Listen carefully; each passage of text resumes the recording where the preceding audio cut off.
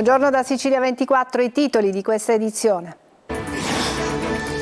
Stupro di Palermo, ha confessato ed è stato scarcerato il minorenne accusato con altri 6 compagni della violenza di gruppo. La procura fa appello, deve restare in carcere.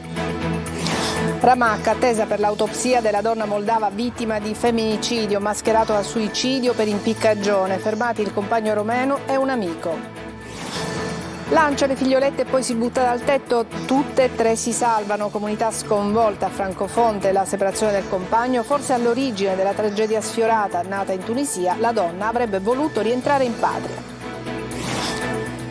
L'effetto brace impedisce di spegnere definitivamente l'incendio che si riappicca da giorni in modo autonomo nonostante i continui interventi vigili del fuoco e guardie forestali su Monte Pellegrino. La regione studia con gli specialisti come correre ai ripari. Migranti, sbarchi senza sosta sulle nostre coste, centri di accoglienza in difficoltà e tra sindaci e Viminale, ora è scontro sul tema dei minori non accompagnati. Dove c'è il sole tour, in 4.000 ad Agrigento festeggiano con Gigi D'Alessio i suoi 30 anni di carriera. Calcio, il Catania ha presentato la campagna abbonamenti e le iniziative per coinvolgere ulteriormente i tifosi rossazzurri e già monta l'attesa per la prima in campionato del Crotone.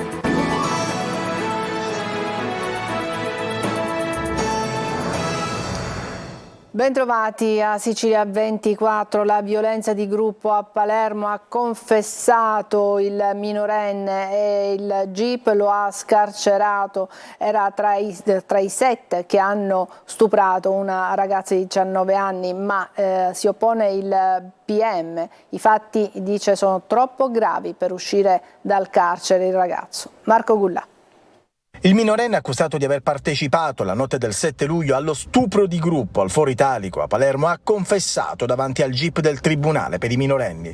La confessione ha portato alla scarcerazione dell'indagato che adesso si trova in comunità.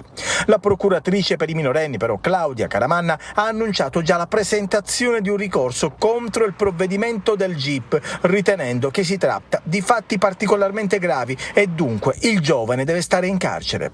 Il video recuperato dal nucleo investigativo dei Carabinieri mostrerebbe che il minorenne è stato tra i più violenti, violenza che si è consumata proprio in questo cantiere abbandonato che vediamo nelle immagini. Questo è il cancelletto da dove è entrato il branco assieme alla giovane, poi violentata a turno dai 7 ragazzi palermitani. Un percorso che dalla Vucciria, dove la ragazza è stata abbordata, fino al cantiere che è di circa 1 chilometro, passando da Porta Felice. C'è anche una panchina rossa, uno dei simboli contro la violenza sulle donne. È davvero incredibile come nessuno abbia visto e aiutato la giovane che nel frame divulgato dai Carabinieri si vede mentre è sorretta e quasi trascinata dal branco verso il luogo dove si è poi consumato lo stupro di massa, come ha detto uno dei ragazzi mentre riprendeva la scena della violenza. Oggi in tribunale ci saranno gli interrogatori degli altri 3 arrestati lo scorso venerdì. I primi 3 del gruppo erano finiti in carcere all'inizio di agosto. A Ramacca si indaga sulla morte di una giovane moldava trovata impiccata. Per gli investigatori si tratta di femminicidio e non di suicidio. Da Ramacca l'inviato Natale Bruno. Sì, buongiorno da Ramacca, siete collegati in diretta con la piazza del paese perché i 2 romeni fermati dalla procura saltuariamente frequentavano questo paese, lo facevano tanto saltuariamente che erano dei perfetti sconosciuti, così come sconosciuta era la ragazza moldava di 25 anni che abitava nelle campagne a una 30ina di chilometri in Contrada Sferro e dove è stata trovata dentro un casolare morta, senza vita. Il richiamo da parte dei Carabinieri è stato fatto proprio da uno dei 2 rumeni, uno che era il suo compagno. Lo scenario che si è palesato dinanzi ai Carabinieri è stato quello del suicidio, tanto che i 2 sono stati appunto fermati e nelle prossime ore ci sarà l'autopsia che sarà certamente come dire, cruciale per quanto riguarda il fermo che dovrà essere convalidato nei prossimi giorni dal GIP del Tribunale di Caltagirone. Noi stamattina abbiamo realizzato un servizio, ve lo proponiamo e poi la linea torna allo studio a te Adelaide. Un'anomala impiccagione, il corpo con un cappio al collo che penzola ma striscia per terra, una vistosa escoriazione alla testa e altre contusioni sul corpo. Ecco perché gli investigatori sono convinti che la morte della giovane moldava 25enne Vera Schiopu sia una malriuscita messa in scena con i 2 romeni fermati con l'accusa di omicidio. Il retroscena dell'ultimo femminicidio di Sicilia simulato in suicidio passeranno dall'autopsia sul corpo senza vita della moldava trovata impiccata sabato dai carabinieri chiamati dall'amico del presunto fidanzato della ragazza. Il corpo senza vita di Vera Schiopu è stato ritrovato all'interno di questo casolare, un casolare abbandonato, probabilmente utilizzato per le irrigazioni dei campi, e stava qua dentro in questo locale quando i carabinieri sono arrivati chiamati dall'amico del fidanzato della ragazza trovata senza vita. La procura di Caltagirone nelle prossime ore affiderà l'autopsia al medico legale. Già decisa la TAC e un esame per accertare il tasso alcolemico sul corpo senza vita di Vera Schiopu. Servirà a comprendere se la ragazza sia stata picchiata prima di finire con la corda al collo nel casolare abbandonato. La ragazza moldava, Vera Schiopu, abitava assieme ai 2 romeni. In questo secondo capannone che vedete alle mie spalle, dove ci sono anche dei cani, dove ci sono dei giacigli per gli animali domestici e dove probabilmente hanno vissuto per diverso tempo. Di Vera Schiopu si sa poco, anzi pochissimo. Viveva da un po' di mesi in contrada Polmone, in territorio di Ramacca, in questa abitazione di fortuna, assieme al più grande dei 2 romeni, il manovale che lavorava in campagna coadiuvato dal suo amico. Sconosciuta anche al primo cittadino, Nunzio Vitale, che in paese non l'aveva mai vista. No, io personalmente mai visti, ma ho chiesto a tanti miei concittadini e quindi neanche loro hanno mai visto questi ragazzi, tra l'altro mai frequentata la nostra comunità. In paese a Ramacca oggi non si parla d'altro, la moldava e i romeni, secondo le testimonianze di molti del paese, non lo frequentavano. Sta ragazza io l'ho visto in un più di 2 volte. Era fidanzata con uno? Sì, erano fidanzate con questo caruso che stava a gioco.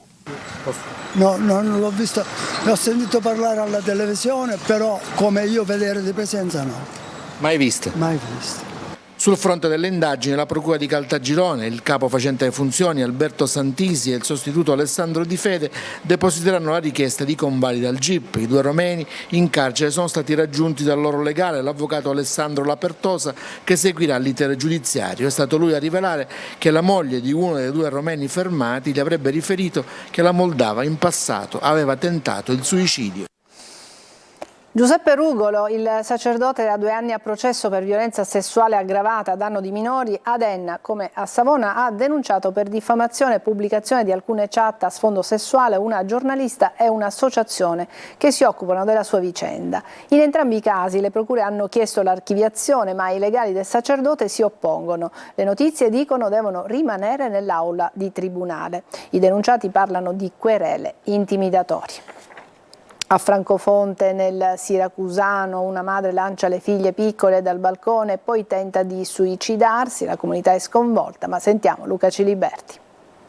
La disperazione di un momento, forse frutto di un malessere covato da tempo, la provincia contadina isolata che spesso esaspera il disagio. Si delineano i contorni di una vicenda che ha dell'innaturale avvenuta a Francofonte, nel Siracusano. Una mamma di 40 anni ha lanciato dal balcone del primo piano di questa palazzina, nella quale vive, le sue figlie di 3 anni e 18 mesi. Un gesto d'impeto. Secondo le testimonianze delle zie delle piccole che erano in casa, la donna, dopo aver parlato al telefono in bagno, sarebbe uscita di scatto in balcone e avrebbe scaraventato giù le bambine da un'altezza di circa 3 metri.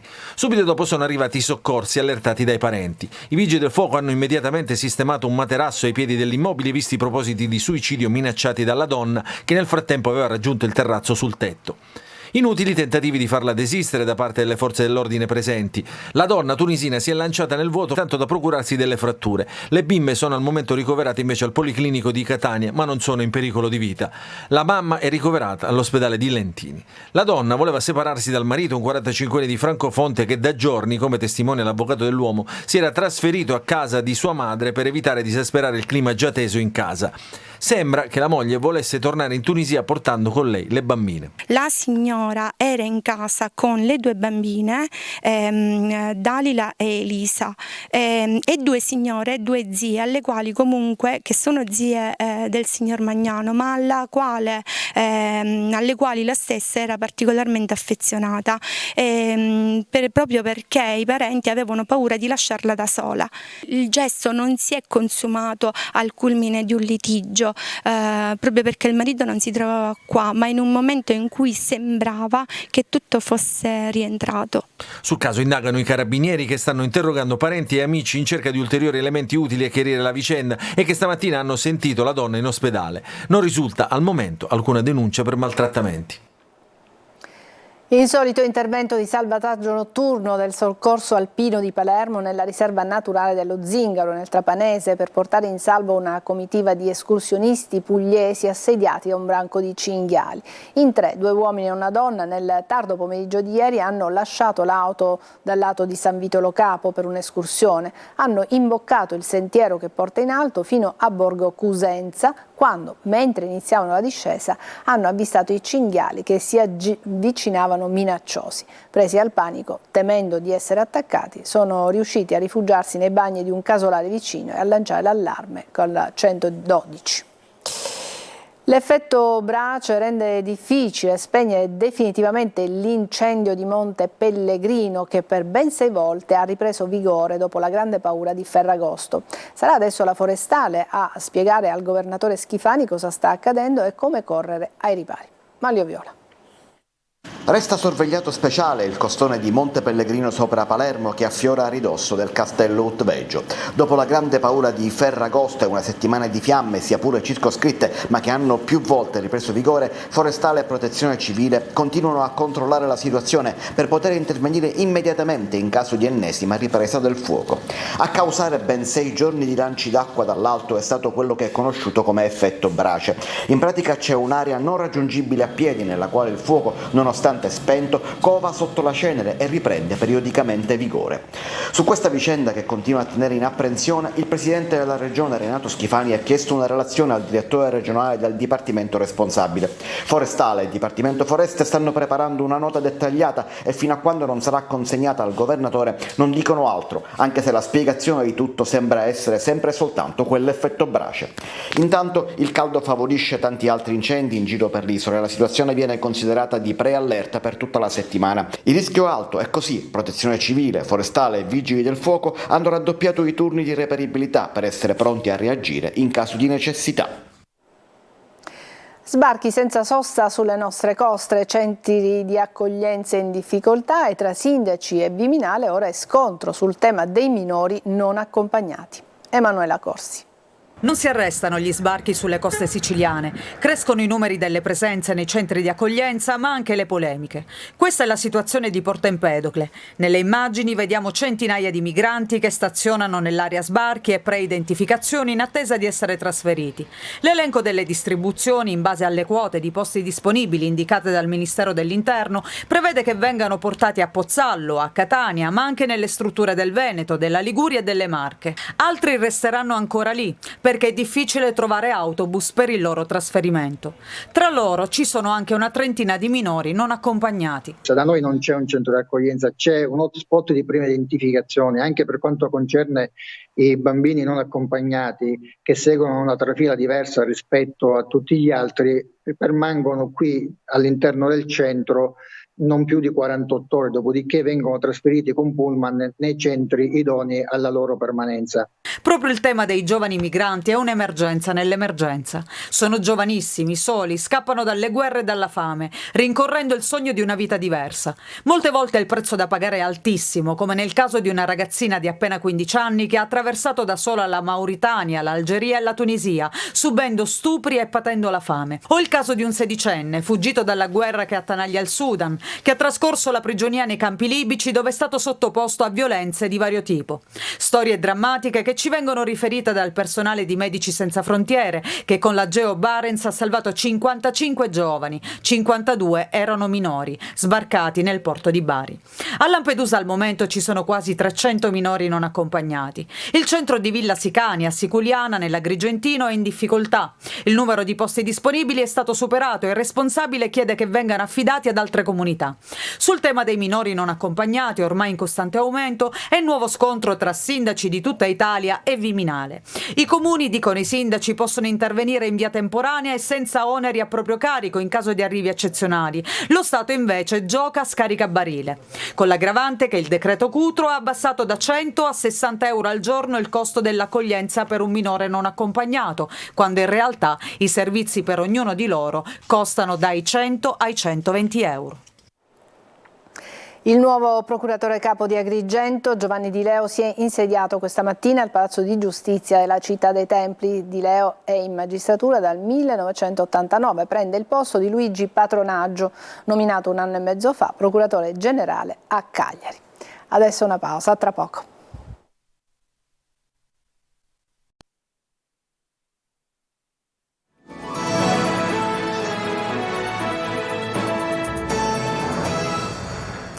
Seconda parte di Sicilia 24. A Terrasini è stata interrotta dai carabinieri una festa abusiva con 1000 persone in una villa, denunciate 3 persone. Affollato raduno era stato disinvoltamente pubblicizzato sui social e prevedeva la somministrazione di alimenti e bevande alcoliche. Tutto senza l'autorizzazione necessaria da richiedere alle forze di polizia e ai vigili del fuoco.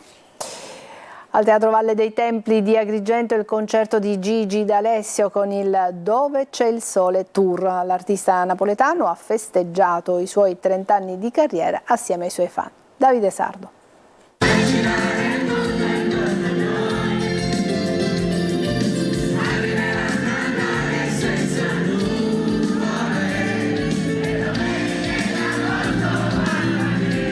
Sold out per l'attesissimo concerto di Gigi D'Alessio al Teatro della Valle dei Templi ad Agrigento. Oltre 4.000 persone hanno atteso con trepidazione l'artista partenopeo che è riuscito ad animare e infiammare con le sue melodie l'intera platea.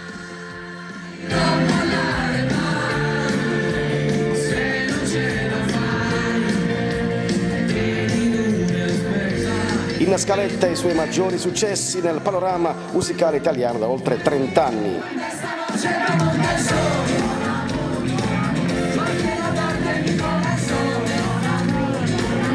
L'estate in musica di Gigi D'Alessio prosegue senza sosta. La tournée Dove c'è il sole tour sta riscuotendo ampi consensi. Da nord a sud, isole comprese, la musica di Gigi D'Alessio regala forti emozioni ad un pubblico senza età.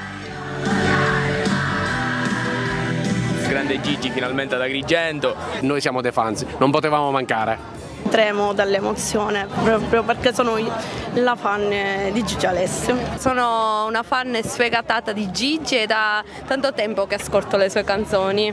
Un artista completo da 1000 sfaccettature, cantautore, autore, produttore, pianista, attore e conduttore televisivo, con al suo attivo oltre 30 anni di carriera, che ha cantato per oltre 2 ore davanti ad un pubblico che ha amabilmente duettato con lui.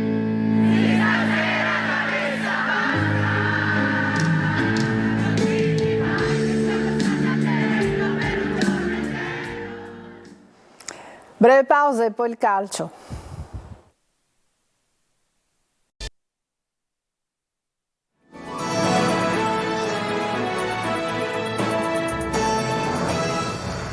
Ed eccoci al calcio. Il Catania ha presentato la campagna abbonamenti per la stagione 2023-2024. Prenderà il via da domani, mentre la società è ancora concentrata sul mercato.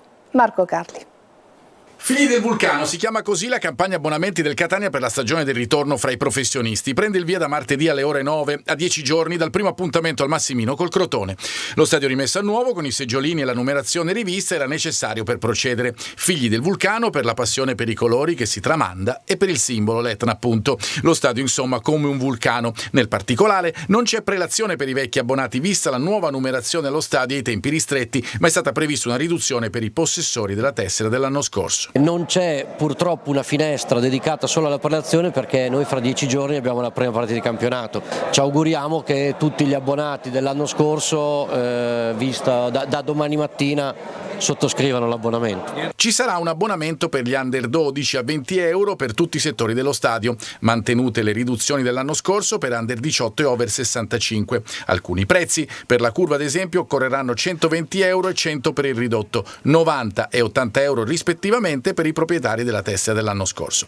Necessaria la card We Catania per sottoscrivere l'abbonamento. Si parte dalla capienza di 20.204 posti che potrà essere allargata. I presupposti sono positivi, dice l'amministratore delegato Grella. I risultati dei test, compreso l'ultimo con Ragusa, dicono che il lavoro da fare c'è, ma Grella pensa all'obiettivo del 1 settembre. Lì bisogna farsi trovare pronti, così come il Catania resta vigile sul mercato per altri eventuali innesti, oltre a Di Carmine e Quaini. Ci poteva stare anche un altro centrocampista con caratteristiche un po' diverse di quelle che abbiamo oggi a disposizione, forse un'altra punta sempre con caratteristiche un po' diverse per dare più, diciamo, scelte, opzioni al mister.